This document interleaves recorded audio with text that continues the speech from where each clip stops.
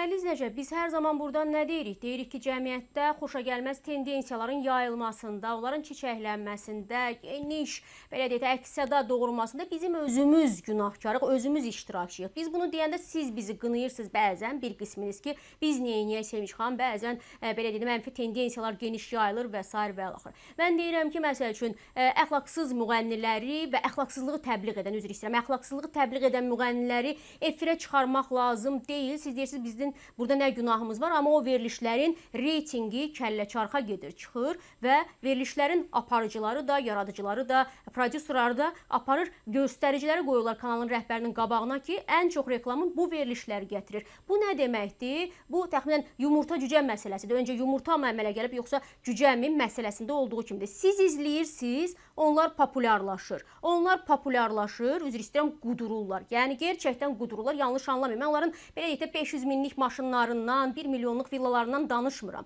Nə yoldan alıblar özləri bilərlər. Amma məsələ odur ki, biz onların ekrandan gəlib bunu şəslə deməyinin şahidi oluruq və bəzən də yox, böyük əksəriyyətinin də səbəbkarı, günahkarı həm də bizik. Biz onları böyüdürük, biz onları belə demək mümkünsə populyarlaşdırıb və sonra da əxlaqsızlıqları yaymalarına səbəb oluruq. Az öncə də dedim, daha öncəki verilişlərdə də demişdim. Bəli, bu populyar, belə deyək də, sənətçi, özlərini sənətçi adlandıranlar bizə məsələn həyat dərsi verməyə çalışırlar. Nə bilim, atasız uşaqlar və yaxud da ki, evli kişilərlə münasibətlər və yaxud da ki, belə deyək də, xəyanətlər barədə bizə dərs verirlər ki, belə yaşamaq lazımdır, belə olmaq lazımdır. Və bunun bir başqa qolu da TikTokda özünü göstərməkdədir. Bəli, TikTokda hamımız varıq, etiraf edək. Azərbaycan cəmiyyətinin önəmli hissəsi orada var. Mən dəfələrlə bu, belə deyək də, sizin TikTok fenomeni dediyiniz və toyuq yeməyinə həsrətlə baxdığınız bu baboşla bağlı danışırdım. Bir ara dedilər, ev alıblar ona. Mən təbii ki, buna öz münasibətimi bildirdim. Sonra bir müddət sonra mənə dedilər, maşın alıblar və s. və ilaxır. İndi isə özü, bax bu videoda bir inşaat firmasının, bax o da onun nümayəndəsidir, gəlib onun evinin qapısını, qapı hədiyyə etməsini reklam edir. Bir şirkət gəlir onun qapısına, onun evinə gözəl bir qapı, yəni də bəlkə də dəyəri bilmirəm, indi neçə min manatdan ibarət, bilirsiniz qapılar, xüsusən dəmir qapılar neçədir və bunu, bax belə bu qiyafədə və bu belə deyək, gözümüzə az qala qan sızacaq bir görüntüdə reklam edir. Bir neçə saniyəsinə qulaq asın, mənim bu mövzu ilə bağlı deyəcəyim var, dəyərli izləyicilər. Salam əziz izləyicilərim, necəsiniz, nə var, nə yox, sizə paltarındayım. Usta işləyir, baxın, belə gözəl darvazamı, gözəl dam örtükləri. Mən buradan Uğur İnşaat, Elfan müəllimə təşəkkürlüyümü bildirirəm ki, belə gözəl ustaları da bax, gəlibdir. Belə gözəl damı qurdu, verdim ha. Gör nə gözəl oldu, indi içərdən də çəkəcəyik. İndi siz özünüz də danışın ki, Uğur İnşaatın ünvanı harada yerləşir, səhifəsində deyəcəm. Dəmrəgüldə yerləşir Uğur İnşaat, çox gözəl keyfiyyətli malları ilə Azərbaycanın istənilən bölgəsinə çatdırılma, quraşdırılma. Bəli, mənim adımla gələnlərə endirim, 20% endirim olacaq. İndi keçək içərdən də çəkək.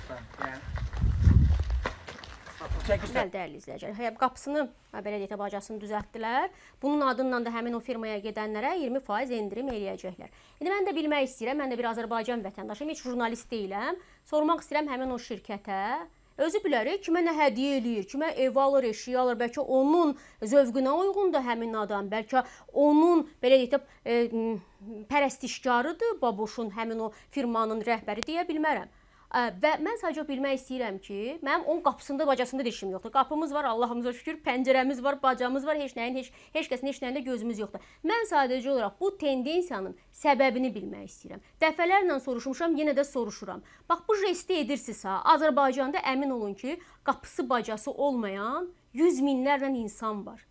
Əmin olun ki, şəhid ailələrinin arasında, qazilərin arasında, veteranların, yəni ehtiyacı olan, gerçəkdən də minlərlə, 100 minlərlə bəlkə insan var ki, bəzən burada TikTokda görürük, yazırlar, mənə kömək edin, yardım edin, dərman puluma kömək edin, həkim puluma kömək edin və s. və ilaxır. Mən onu demək istəyirəm. Bax, bu nümunə ilə bizə nəyə göstərməyə çalışırsınız, ey filan inşaatın rəhbəri? Ki, məsələn, mən sabah getsəm, desəm ki, mən baboşun adından gəlmişəm. Sizin də qapınız, məsələn, 3000 manatdır, 4000 manatdır, mənə endirim eləyəcəksiniz. Məsələn, nəyin müqabilində və yaxud da ki, baboş kimdir ki, onun adı ilə Azərbaycan vətəndaşı gəlir və ona endirim edilir. Yenə də deyirəm, yəni mən bilirəm indi şərhlər olacaq, baboş sevərlər var. Baxıram da 10 min nəfər, 15 min nəfər onun canlı yayımında oturur. O belə bambıl danışır və onu qulaq asırlar ki, şirindir də, eş maraqlı danışır. Ay Allah vursun, amma baxırlar, otururlar, baxırlar. Amma heç kəs fərqində deyil ki, bunun yaratdığı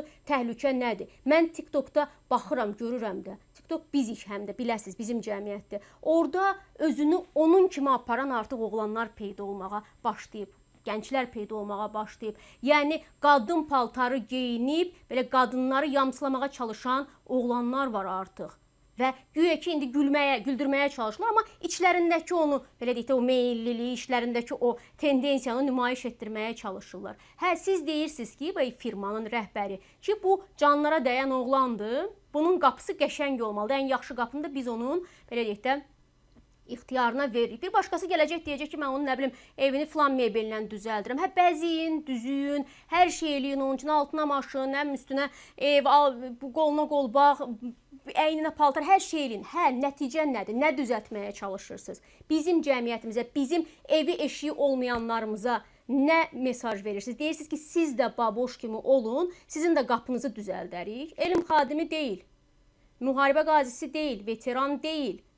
Heç bir töhfəsi yoxdur, sənətçi də deyil. Bəlkə sənətçi eləsəz anlayaram, çünki sənətçiyə jest eləyirlər də, deyirlər ki, sənin səsinin heyranıyam. Sənin filan rolunun heyranıyam və mən istəyirəm ki, sənin qapın məsəl üçün belə olsun. Onu da anlayaram. Bunun nəyinə heyrandılar? Bir zəhmət bunu düşünsünlər. Və sabah biri gün, indi görməyəcəklər nəticələrini, əmin ola bilərsiniz. İndi belə deyək də, üzü aşağı yuvarlanıb gedirlər. Amma 10 ildən sonra, 15 ildən sonra sağlarına baxacaqlar, sollarına baxacaqlar. Baboş kimlərin sayını çox görəndə onda danışacağıq. Onda mən onlara deyəcəm ki, gördünüz, mən 10 il əvvəl buna görə həyəcan təbili çalırdım. Mən 10 il əvvəl buna görə deyirdim ki, dünən sırağa gün, çox üzr istəyirəm, ombasını oynada gəzən bir müğənni var idi. Niqulə xanım, Kəmalə xanım, yadınızdadır o dialoq? Nə oldu axırı? Güldük. Nə baş verdi? İndi toylar kraliçasıdır. Yəni də deyirəm, heç kəsin pulunda, parasında işim yoxdur. Amma Azərbaycan cəmiyyətinə, videonu götürək. Amma Azərbaycan cəmiyyətinə bunu mesaj verməyə çalışırlar ki, populyar olmağın rolu, yaxşı yaşamağın rolu, yolu daha doğrusu, belə bambıllıqdan keçir, bax bu cür üzdən iraqlıqdan keçir, tərbiyəsizlikdən keçir. Bu çox pis nümunələrdir. Dünən güldüyümüz, gülə-gülə baxırlar. Hə, gülürük. Doğrudan əminsiniz güldüyümüzə. Gülməyə o qədər çox şey var ki, açın YouTube-u, açın bir çox yerləri. Gülməyə bəs deyincə səviyyəli yumorlar var. Yox, gülmürsünüz. Siz sadəcə kimlərisə böyüdürsünüz. Allah yolunuzu açıq eləsin. Amma sabah bir gün cəmiyyətimizdə bu tendensiyalar artanda ki artmaqdadır. Dediyim kimi televizora açırıq, bunları görürük. Hər toya gedirik, bunları görürük, bunun kimləri görürük. Birazdan adiləşəcək və bizim artıq həyatımızın bir parçasına çevriləcəklər. Cəmiyyət elə belə degradasiya olunur. Ailə institutunu bir cür məhv eləyirlər. Cinslərin belə deyək də harmoniyasını bu cür belə deyək də yerlə yeksan eləyirlər. Yəni yetişən gənc nəslin bu cür məhv eləyirlər, belə nümunələri hamının gözünə soxmaqla eləyirlər. Axırda da Trump kimi birisi belə transgenderlərlə bağlı sərt qərarlar verdiyi bir zamanda ki, Amerika kimi demokratik və belə deyək də sekulyar cəmiyyətdə bunlar baş verir. Biz isə deyirik, yox, biz sıfırdan, biz indi onları böyütmək istəyirik. Buyurun böyüdün, qapısını da düzəldin, bacasını da düzəldin, dediyim kimi kostyumunu da alın, qol bağısını da taxın, yanına da bir arvad alın, verin, bilmirəm indi o nə işinə yarayacaqsa onun. Amma bunu eləyin. Mən istehza ilə deyirəm, axırı yaxşı olacaq və 10-15 il sonra yenə görüşəcəyik və mən onda sizdən soruşacağım ki, etdiyinizin bəhrəsini gördünüzmü?